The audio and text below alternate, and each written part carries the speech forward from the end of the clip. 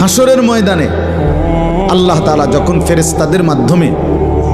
আগুনের শিকল দিয়ে টেনে জাহান্নামকে হাসরের মাঠে এনে দাঁড় করাবে, মনে করেন এখানে আইনা রাখবে, আমরা সবাই তাকাবো, এরকম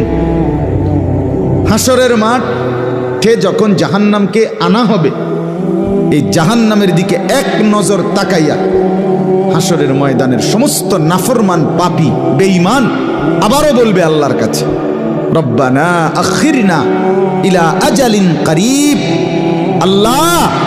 একটু সময়ের জন্য দুনিয়াটা আবার ফেরত দেন,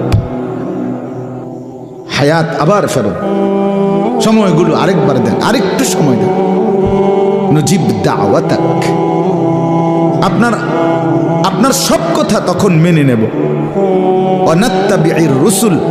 আপনার রসুলদের আনুগত্য করব। আল্লাহ বলবেন না, না বান্দা, এখান থেকে কাউকে আর ফেরত দেওয়া